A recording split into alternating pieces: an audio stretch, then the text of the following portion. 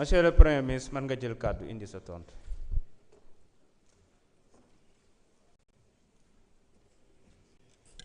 Merci honorable député ci opportunité bi ñu jox pour ñu wax ak sénégalais yi ci li ñu fas yéene def ndax rapport bi génn na li am na yàqute bi xóot na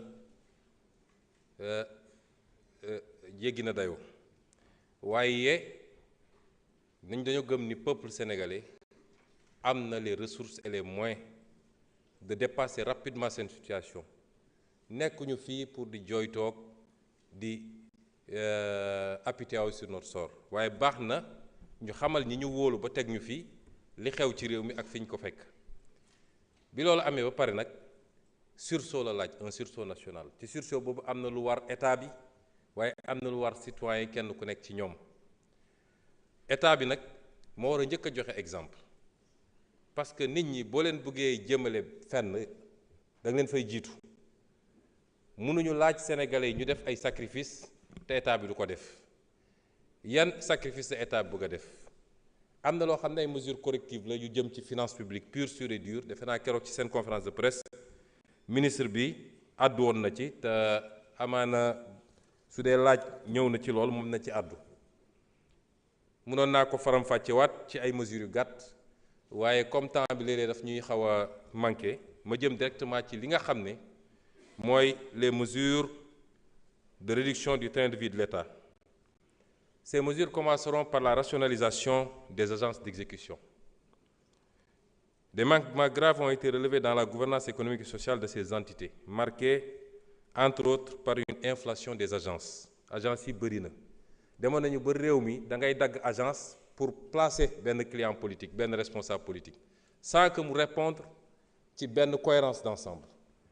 ñu ne bu njëkk bi mooy il faut que ñu rationaliser agence yooyu nga xam ne non seulement inflation am na mais bor gu bëri léegi-léegi day am ci agence yooyu boole kook agence yi dafa dem ba nekk nag centre des œuvres sociales boo xam ne kuñ ci teg rek la ngay njëkk a def mooy sama clientèle politique naka laay def ba fat leen donte correspondre ak un besoin et à des emplois effectifs réew mi am na ñoo xam ne weer wu ne ñu fayeku te mosuñoo dem bërëb bu ñuy liggéey ñu boole ci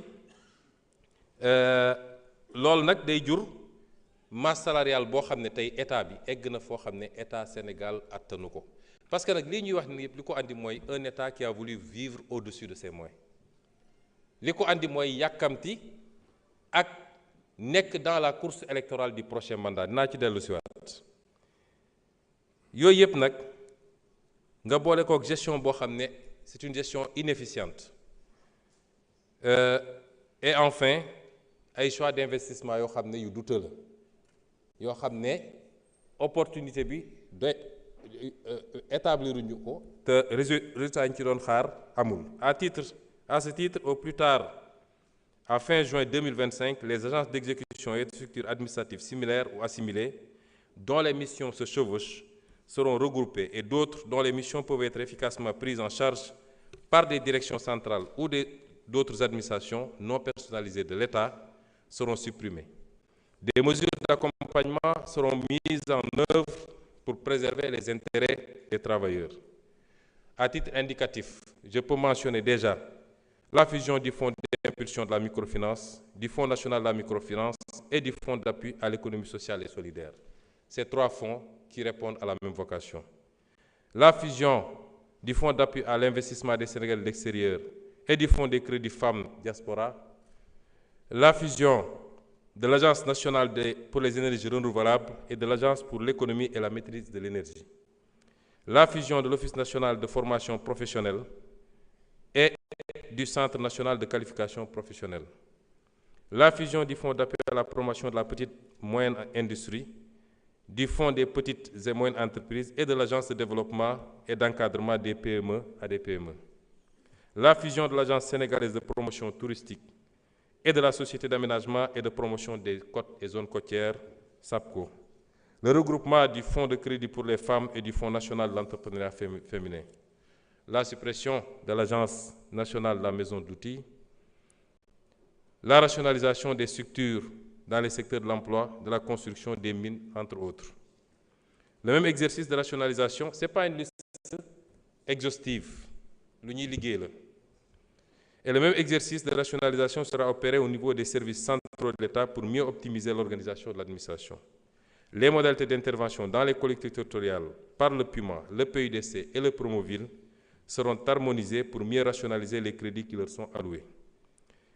Pour la rationalisation des dépenses de personnel, dans le cadre de la rationalisation des dépenses personnelles, il sera procédé d'ici à la fin du mois d'avril 2025 à un audit de l'effectif réel dans la fonction publique, à l'identification des agents et leur catégorisation par hiérarchie, ainsi qu'à une application rigoureuse des taux des éléments variables tels que les heures supplémentaires, les primes et les primes de rendement.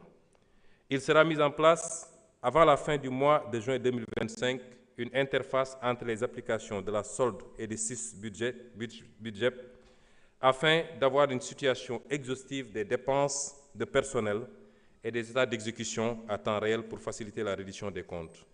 Dans le cadre de l'effort national, un rebasing salarial sera opéré en vue de rendre plus équitables les niveaux de revenus entre les corps pour les classifications similaires. Les mesures idoines seront également prises pour dénicher et mettre un terme au cumul. Cumul du bénéfice de l'indemnité de logement avec la jouissance d'un logement administratif, cumul de fonctions. Un dispositif de suivi rapproché et rigoureux sera mis en place pour éviter les dérapages. Dans le même ordre d'idée, il sera procédé à l'analyse au plus tard à fin mars 2025 des mises à disposition, des détachements et autres modalités qui permettent à des salariés de la fonction publique de signer des contrats dans des projets d'investissement exécutés par l'État.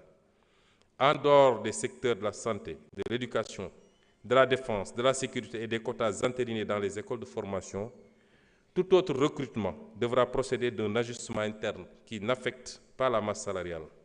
Les mêmes mesures sont applicables au secteur parapublic.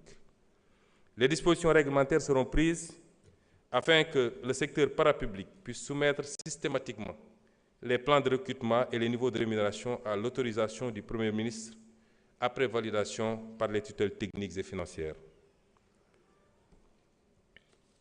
Au titre des dépenses de fonctionnement de l'État, l'accent sera mis sur la centralisation de certains achats de l'État. Elle concernera notamment les véhicules administratifs et le carburant, les titres de transport, le mobilier et matériel de bureau, le matériel informatique, les logiciels, les frais de publicité, les médicaments et produits pharmaceutiques. S'agissant spécifiquement des véhicules administratifs, le gouvernement va abaisser le standing des nouvelles acquisitions de véhicules en procédant à l'acquisition de véhicules en berline de moyenne gamme. Soumettre toute nouvelle acquisition de véhicules à une commission restructurée chargée des véhicules administratifs. Geler les acquisitions de véhicules par le mécanisme dit de car-plan en attendant de mieux encadrer cette pratique. Fixer à chaque administration une dotation budgétaire rationalisée de maintenance des véhicules. Merci beaucoup.